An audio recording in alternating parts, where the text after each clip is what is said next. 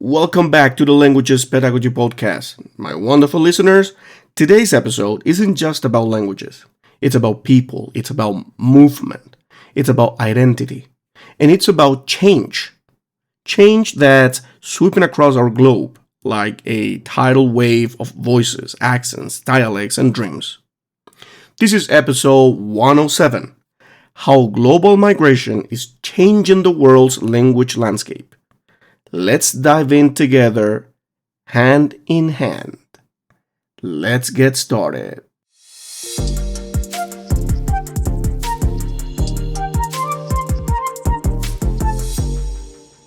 And let's start with segment 1, A World on the Move. So, migration is one of the defining forces of our time. But it's important to remember, human beings have always been migratory creatures. From the ancient Bantu migrations across Africa to the Silk Road traders, to the forced transatlantic slave trade, to the great European emigrations of the 19th and 20th centuries, the history of humanity is also the history of movement. Today, globalization, conflict, climate change, and economic opportunity are accelerating this movement at an unprecedented scale. According to the International Organization for Migration, over 280 million people are now living outside their country of birth. That's 1 in every 30 people on the planet. Wow, this is amazing. Every one of these individuals carries more than a passport. They carry a linguistic identity, shaped by their homeland, their heritage, and their journey. Languages aren't just spoken, they are lived. When people migrate, they bring their speech patterns, idioms, and syntax into new environments, forming the seeds of linguistic change. Take, for example, the story of Amina, a Sudanese nurse who fled violence in Khartoum and resettled in Canada. Her children speak English with a Toronto accent at school, Sudanese Arabic with her at home, and Somali with their friends in the community. Migration is giving rise to people like Amina and her children. These linguistic bridge builders who embody global identities. And this isn't just about language use at home. It influences media, pop culture, advertising, and even public services. Migration changes who we are and how we sound when we express it. Segment 2. The Rise of Multilingual Communities. Let's zoom in on the places where these changes are most visible. Multilingual urban centers have become the new face of global migration. In London, for example, more than 300 languages are spoken, including Bengali, Yoruba, and Polish. In Los Angeles, it's common to hear Spanish, Tagalog, Korean, Armenian, and Persian within a few city blocks. Dubai is home to millions of expatriates from India, Pakistan, and the Philippines, and across Africa and Europe, making it one of the most linguistically diverse cities on the planet. This level of linguistic plurality is producing entirely new communicative practices. Kids might speak their home language with their parents, use English at school, and adopt regional slang in the playground. They navigate multiple worlds daily, often without even realizing it. This isn't just about translation, it's about translanguaging, a fluid process where multilingual speakers draw from their entire language repertoire to express themselves. It's spontaneous, creative, and natural. It reflects their social realities, identities, and emotional needs. These communities are not chaotic linguistic spaces. They are adaptive, evolving ecosystems. And this multilingualism is becoming intergenerational as children born in migrant families grow up comfortable in a symphony of sounds. Beyond urban centers, Even rural towns and villages are feeling this shift. Migration is reaching unexpected places, introducing new languages into traditionally monolingual settings. This forces local institutions to adapt, from schools to hospitals to local governments, etc. The rise of multilingualism also redefines what it means to be local. A baker in Berlin might use Turkish and German throughout the day. A taxi driver in Buenos Aires may speak Quechua, Spanish, and some English. Actually picked up from tourists. These are new realities that are shaping our societies deeply and permanently. Segment 3: The birth of new dialects and hybrid languages. When diverse languages intersect, new forms are born. These aren't random or corrupted versions of dominant languages. They are structured, meaningful, and rule-governed linguistic innovations. Let's consider some of the most striking examples. First one, Spanglish, is more than mixing Spanish and English. It's a full-fledged linguistic register with its own grammar, syntax, and pragmatics. A Miami teenager might say, "Voy al mall para chilear un rato con mis friends," seamlessly blending both worlds. Taglish in the Philippines is often spoken in media, songs, and daily conversations. It reflects the country's colonial history and its globalized youth culture. Hinglish in India isn't just fashionable, it's essential. It allows users to traverse caste, class, and generational lines. It's the voice of call centers, pop culture, and modern urban India. Kiezdeutsch in Germany, spoken by youth from immigrant backgrounds, is so distinct it's being studied as a legitimate dialect with sociolinguistic importance. There are more emerging forms as well. In Nairobi, Shang mixes Swahili, English, and local languages, serving as a badge of identity for urban youth. In New York, a form of African American vernacular English is evolving among Caribbean and West African communities, borrowing elements from Jamaican patois, Haitian, Creole, and Yoruba. These hybrid forms allow speakers to communicate with nuance. They allow jokes, sarcasm, affection, and power to be expressed across cultural lines. They're not just practical, they're emotional. Social media, music, video games, and online communities are accelerating this process. In diasporic TikTok communities, language mashups are a form of cultural pride. In rap, rhyme, reggaeton, and Afrobeat, these hybrid languages are not only normalized, they are celebrated. Segment 4: Personal Voices from the Hybrid Frontier. Here, we center the voices of people living this experience daily. Their realities add the human warmth and complexity behind the data.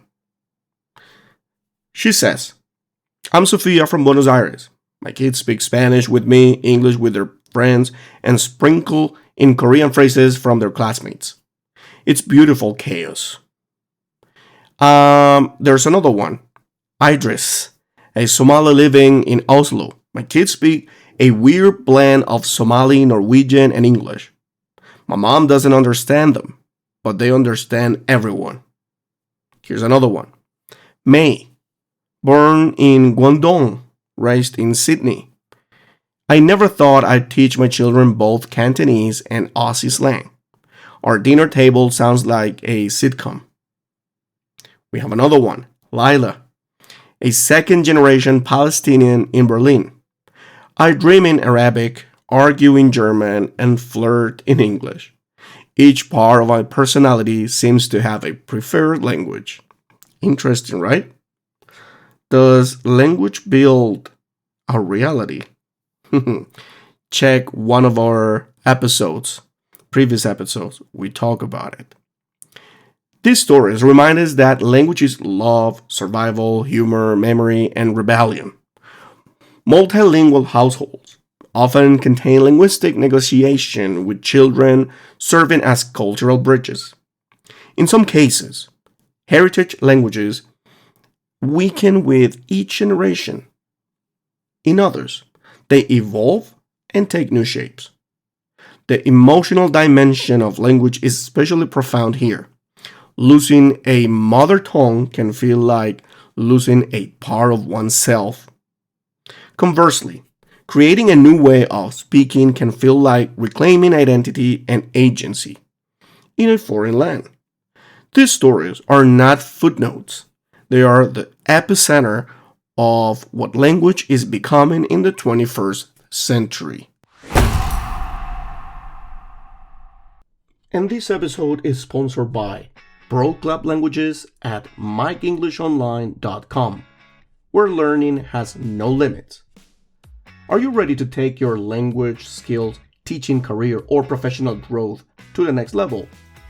Whether you're looking to master a new language, prepare for international exams, or enhance your teaching expertise, Broad Club Languages is here to help. At MikeEnglishOnline.com, we offer language learning for all levels and ages: English, Spanish, Portuguese, Russian, and more. English for specific purposes: business, academic, travel, and professional communication. International exams preparation: IELTS, TOEFL, CEFR, and beyond. But that's not all. If you're an educator, trainer, or aspiring teacher, we also provide workshops and seminars on pedagogy, educational psychology, motivation, classroom strategies, and innovative teaching techniques. Teacher training programs to help you stay ahead in the ever-evolving world of education. Expert insights on language acquisition, student engagement, and modern teaching methodologies. At Broad Club Languages, we don't just teach, we empower, inspire, and transform. Whether you're a student, a teacher, or a professional, we help you unlock opportunities, confidence, and success. Visit MikeEnglishOnline.com today and start your journey toward mastery, because learning is a lifelong adventure, and we're here to guide you every step of the way. Ready to level up? Click the link in the description and join Broad Club Languages today. Segment 5: Cognitive and Educational Implications. Research consistently shows that multilingual children develop stronger executive control, greater metalinguistic awareness, and higher cognitive flexibility. They can switch tasks more effectively, detect linguistic patterns earlier, and often outperform monolingual peers on problem-solving tasks. However, education systems are often not designed to recognize or nurture these strengths. In many countries, hybrid dialects are stigmatized as slang, or incorrect standardized tests often ignore the home languages of migrant children, penalizing them for not conforming to monolingual norms. This must change. Educators need training in culturally responsive pedagogy. Schools must adopt additive bilingual approaches, where learning in the heritage language is seen as a strength, not a setback. Language development programs should be flexible, inclusive, and affirming. More importantly, children should not be made to feel ashamed of their accents, their syntax, or their speech habits. We need to redefine fluency in broader terms, including emotional fluency, cultural fluency, and adaptability. When children are encouraged to use all their languages, they thrive not just academically, but socially and psychologically. Segment 6. The future of language in a migrant world. Where are we headed? The answer lies not in monolithic languages, but in dynamic, networked language communities. Already, social media is accelerating the creation of global dialects. TikTok stars in South Korea are speaking in half English, half Korean. Arab influencers blend French, Arabic, and English in their vlogs. Young Africans are creating cross-border slang that blends Swahili, French, English, and local tongues. Linguists call this the emergence of global dialects, shaped by local realities but influenced by global flows. In this future, the idea of a standard language may become obsolete. Moreover, technologies like AI and machine learning are now adopting to recognize and translate hybrid forms, signaling a shift in how we define language proficiency. Voice assistants and translation apps are being trained not just in academic language, but in real world, lived multilingual realities. That's what I would say. The future of language will be more inclusive, more fluid, and more democratic. Let's call it that point.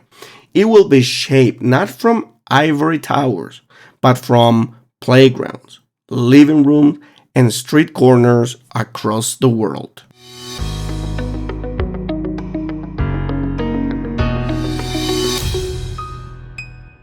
So, my great listeners, I ask you this. What language do you carry in your heart?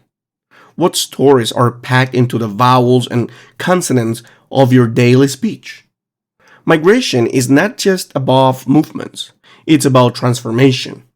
And language is both the mirror and the medium of that change. Every blended sentence, every mixed accent, every invented word is proof that humanity is finding ways to connect across boundaries. It's messy, it's beautiful, it's human. Language is not a barrier, it's a bridge. It is the home we build when we are far from home. So the next time you hear someone code switching or creating a new hybrid phrase, remember, you are not hearing confusion, you're hearing evolution. And thank you for joining me on this rich exploration of migration and language. If this episode moved you, taught you, or sparked your curiosity, share it with someone who walks between languages. And if you're living a multilingual reality, I'd love to hear your story. Until next time, stay curious, stay kind, and remember, in every accent, there's a story worth listening to.